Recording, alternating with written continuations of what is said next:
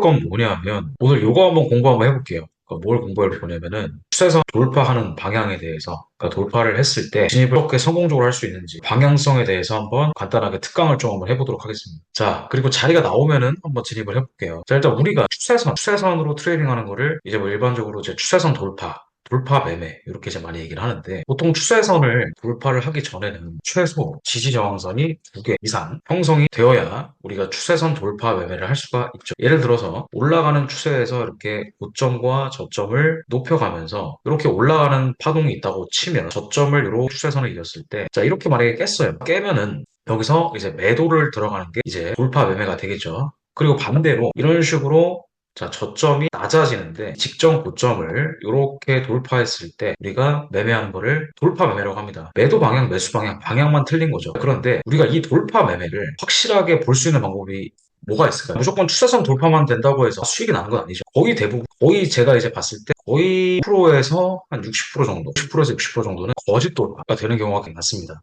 이런 경험 있으실 겁니다. 지금 보시면은 돌파가 됐다가, 그러니까 올라가지 못했죠. 많이 올라가지 못하고 결론적으로는 이렇게 추세가 하락으로 떨어지는 거. 근데 이런 것들은 양반입니다. 그러니까 보통 이제 어떤 부분들이 많냐면은 이런 거죠.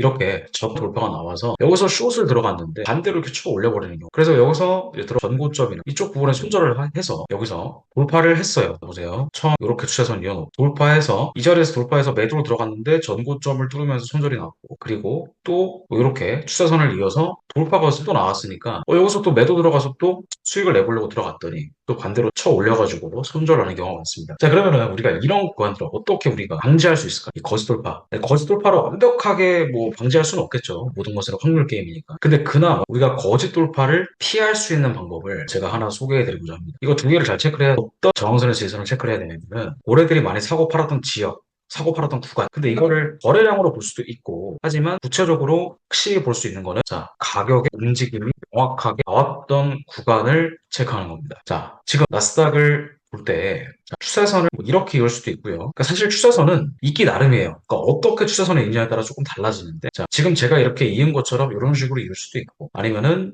뭐 조금 더 세밀하게 본다면 이런 식으로 이을 수도 있겠죠. 자, 그러니까 요거 딱 두 개만 보겠습니다. 자, 선이 딱 두 개입니다. 두 개. 두 개의 차이점을 한번 생각해 보세요. 두 개의 차이점.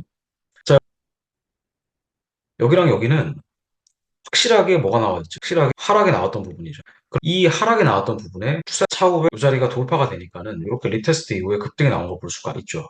자, 그런데 여기는 어때요? 두 번째였던 부분은 물론 이것도 1분봉으로 보면 추세 저항선이라고 볼 수도 있어요. 자, 그런데 여기 같은 경우에는 하락이 크지가 않죠. 그래서 여기서 추세가 반전되었다고 들어가기에는 너무 리스크가 크다는 거죠. 왜냐면 충분한 하락이 나오지 않았으니까 언제 또 떨어질지 모르는 거잖아요. 자, 그렇기 때문에 그냥 딱 심플하게 정리를 할게요. 자, 추세 저항선은 혹은 추세 지지선은 여러분들이 이을 때 너무 짧은 분봉으로 이으시면 안 됩니다. 예를 들면 뭐 1분 봉이라든지 아니면 뭐 30초 봉이라든지 너무 짧게만 이으면은 추세선을 잇는데 크게 의미가 없어요. 자, 그럼 본격적으로 추세선을 이으려면은 적어도 지금처럼 제가 이었던 것처럼 적어도 5분 봉으로 추세선을 이어야, 그래야 좀 유의미한 추세선을 볼 수가 있다. 자, 그러면 추세선을 이을 때는 뭐 여러 가지 지표들이 있습니다.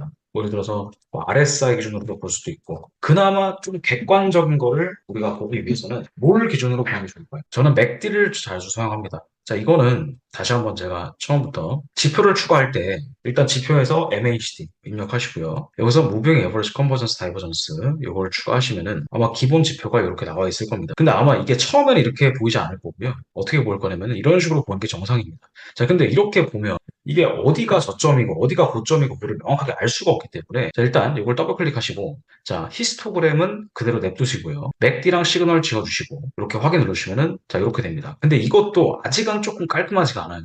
그래서 자, 여기서 스케일 가셔서 마우스 클릭하신 다음에 로그를 눌러주셔야지 이렇게 위아래 깔끔하게 뭐가 나오죠? 지리 저항선을 이을 수 있는 이 그림이 나오게 됩니다. 자, 그러면은 추세선은 어떻게 있느냐? 지금 현재 시점에서 보겠습니다. 현재 시점에서 지금 어때요? 고점을 만들면서 뭐 하고 있죠? 올라가고 있죠. 자, 여기 저점 이렇게 있고, 그 다음에 여기 저점과 여기 저점이니까 여기 저점이면 여기가 되겠죠. 그 다음에 여기 저점 여기니까 이렇게 있겠죠. 자, 그 실질적으로 어떻게 된 거예요? 하락으로 돌파가 된 거죠. 자, 근데 이 돌파가 됐다고 해서 무조건 들어가는 게 아니라 돌파가 됐을 때 그냥 이렇게 떨어질 수도 있고 아니면 이렇게 쳐 올릴 수도 있어요. 자, 그러면 이걸 조금 더 확률을 높이기 위해서는 어떻게 하면 좋을까요? 바로 캔들의 개수를 보는 겁니다. 캔들의 개수나 아니면은 모멘텀 캔들을 찾는 거예요. 자, 모멘텀 캔들이라고 하면은 예를 들면 엄청나게 큰 장대 음봉이나 장대 양봉을 뜻합니다. 자, 근데 지금 여기서 돌파가 나왔잖아요. 자, 돌파가 나왔는데 이거는 캔들 하나만 가지고는 모멘텀 캔들이라고 볼 수 없겠죠. 왜냐면 이게 6포인트밖에 안 되고 그 직전에 양봉 캔들 3개가 평균적으로 뭐 해봤자 14포인트, 15포인트밖에 안 돼요. 그러면은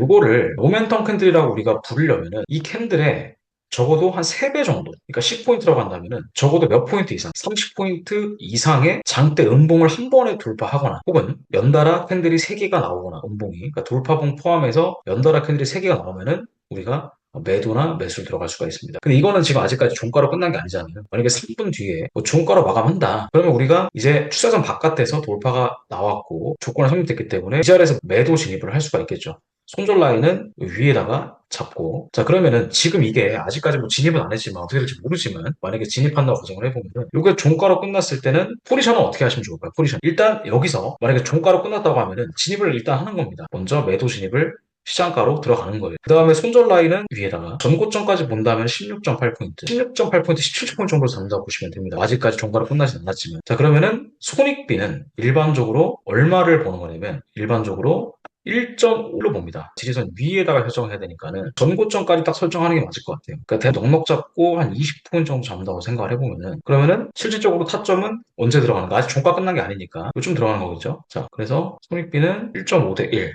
이렇게 잡는 거예요. 자, 근데 이게 만약에 여기서 이제 끝나가지고 바로 떨어지면 좋겠지만 만약에 바로 안 떨어질 수도 있잖아요. 안 떨어지면은 여기서 우리가 하셔야 되는 거는 피보나치를 읽는 겁니다. 자, 이 시작가부터 종가까지 피보나치를 이어서 어디까지 그 부분에 되돌릴 때까지 기다렸다가 이 자리에서 들어가는 거예요. 아직까지 지금 종가로 끝난 게 아니니까 지금 계속 실시간으로 움직이는데 자 이제 1분 남았잖아요. 제가 보기 요거 매도 진입할 수 있거든요. 이게 종가로 끝나면은 한번 들어가 볼 수 있어요. 요쯤 잡으면 되겠다. 여기까지 좀 떨어질 수 있는 가능성이 있는 거라면 종가로 만약에 끝난다고 한다면 일단은 자 지금 이게 봉 사이즈가 계속 커지면 커질수록 증가하는 겁니다. 들어갈 수 있는 손익비가 아시겠죠? 손익비 계속 지속적으로 증가하게 되는 겁니다. 이건 충분히 캔들 3개, 그러니까 음봉 캔들 3개, 돌파 후에 음봉 캔들 3개니까 충분히 진입을 해볼 수가 있어요. 매도로. 자, 그러면은 여기서 보세요. 손절 라인을 요쯤 잡으면 되겠죠. 여기다가 1.5 대 1. 그럼 여기가 지금 목표가가 되겠죠. 여기가 목표가가 되고 만약에 여기서 이제 들어간다면 근데 만약에 안 오고 그냥 바로 떨어질 수도 있고 되돌림을 줄 수도 있잖아요. 되돌림을 준다고 한다면은 여기서 피보나치를 이 종가까지 있는 겁니다. 그래서 어디에 이 자리에 한다면 되돌린다면 매도 진입을 해볼 수가 있겠죠. 근데 만약에 안 되돌리고 떨어진다. 그럼 어쩔 수 없는 거예요. 그러면 여기서 방법이 두 가지가 있습니다. 아예 여기 때까지 진입 안 하고 기다리거나 아니면 여기서 1차적으로 포지션 하나를 들어가는 거예요. 들어갔다가 소액만 들어갔다가 그 자리에 다시 뭐 한다면 가격이 리테스트 되돌린다면은 한 번 더 들어가는 겁니다. 그러니까 여기서 만약에 내가 뭐 한 계약을 들어간다면 여기서는 뭐 두 계약을 아니면 여기서 내가 뭐 세 계약을 들어간다면 여기서는 뭐 다섯 계약을 들어간다든지 이런 식으로 비중을 분할로 들어가는 거예요. 근데 안 주고 떨어질 수도 있잖아요. 만약에 여기서 진입 안 했는데 안 주고 떨어지면 아깝잖아. 근데 보통은 주고 떨어지는 경우가 많기 때문에 주고 떨어지는 거 생각을 해서 여기서는 소액만 그리고 여기서 들어갔을 때는 본진 물량을 진입을 하는 겁니다. 손절은 여기 위에다가 수익이 한 40분 정도 가까이 발생하는 거겠죠. 자, 이렇게 일단 보는 방법이 있고 아직은 이게 추세가 지금 진행 중인 거니까 이따가 어떻게 될 건지 같이 좀 보도록 하겠습니다. 그러면 제가 지금 추세선을 어떻게 이었어요? 맥D 저점과 저점을 이렇게 이었죠. 자, 아까도 마찬가지입니다. 아까도 추세가 좀 크게 올라갔었는데 여기 보시면은 고가와 고가 이 부분 여기 있죠. 여기 위에 있던 부분의 가장 최고가 그리고 부분의 가장 최고가 그럼 추세선 어떻게 보셔야 돼요? 이렇게 있는 거죠. 이런 식으로. 자 그러면은 아까 제가 모멘텀 캔들 즉 장대 양봉을 본다거나 아니면은 캔들 3개를 본다고 말씀드렸잖아요. 자 그럼 돌파가 이 하나만 보고 들어가기에는 아직까지는 뭔가 부족해요. 그러니까 여기까지 왔을 때는 자 딱 봤는데 보세요. 돌파가 아이고 너무 빠르다. 그래서 이거 나오는 걸 기다리고 있는 거죠. 자, 그럼 여러분들 이거 캔들 하나만 가지고는 아직까지는 뭔가가 근거가 그죠? 아까 제가 추세가 반전되려면은 어떤 캔들이 형성이 된다 그랬죠? 장대 양봉이나 아니면은 돌파봉 포함해서 캔들 3개가 필요하다 그랬죠. 근데 이거는 지금 앞전에 있던 양봉 캔들 3개의 변동성보다 조금 크죠. 그러니까 이게 지금 캔들 3개를 묶었을 때 시가부터 종가까지를 대략 이겨보면은 얼마 나와요? 8포인트가 나옵니다. 그러면은 이게 만약에 장대 양봉으로 컨펌이 되려면은 적어도 36포인트 이상의 몸통의 크기가 나와줘야 돼요. 이런 장대 양봉이 나와줘야 됩니다. 굳이 들어갈 필요가 없다. 이런 경우가 많습니다. 돌파봉 포함해서 캔들 3개. 자, 그러면 지금 이건 돌파봉이 하나밖에 안 나왔으니까 이것만 가지고 볼 수는 없죠. 그럼 여기서 캔들 몇 개를 더 봐야 돼요? 두 되겠죠. 캔들 두 개. 자, 조건이 성립됐죠. 캔들 세 개. 여기서 진입을 할 때,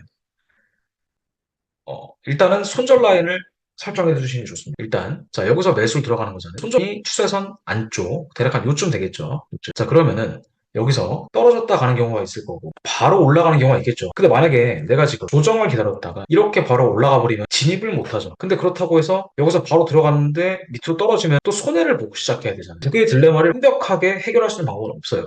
그래서 그나마 좀 현실적인 방법이 일단 내가 캔들이 3개가 형성이 됐다면 이 자리에서 한 자산의 30% 정도만 들어가는 겁니다. 내가 100만 원의 시드가 있다. 그러면 30만 원 정도의 시드만 들어가는 거예요. 그리고 이제 피보나치를 있습니다. 피보나치를 이어서 부분 이 자리 여기에 만약에 살짝 눌렀다. 그 여기다가 몇 프로 정도? 한 50% 정도 집어넣습니다. 그 나머지 20%가 남겠죠. 나머지 20%는 이제 진입을 하지 않거나 아니면 조금 더 떨어졌을 때 분할로 들어갑니다. 가장 깔끔한 거는 여기까지 기다리는 게 가장 좋겠죠. 여기서 100% 들어가면 당연히 수익이 엄청 더 많이 나겠죠. 근데 여기까지 내려오는 경우는 거의 반반이에요. 내려올 수도 있고 안 내려올 수도 있어요. 근데 만약에 내려오는 걸 기다렸다가 안 내려오고 그냥 올라가 버리면 수익을 못 내는 거니까 그런 상황을 방지하고자 일단 첫 번째로 이 자리에서 한 30% 정도 그리고 아까 설명드렸던 피보나치 여기서 한5 정도 이렇게 생각하시면 됩니다. 여기 가격을 뭐였죠? 터치를 했죠. 그러면은 여기서 일단 30 들어갔을 거고 여기서 50 들어갔으니까 여기서 여기까지는 손절비 해봐 15포인트죠. 근데 만약에 수익이 나게 되면은 거의 3포인트니까 거의 손익비가 순식간에 2배, 3배가 넘어가는 거예요. 되돌림을 기다렸다가 들어가는 거죠. 어떤 느낌인지 아시겠죠? 자, 그래서 쭉 올라갈 때 급등이 나와서 어디서 수익 실현하면 돼요? 어디서?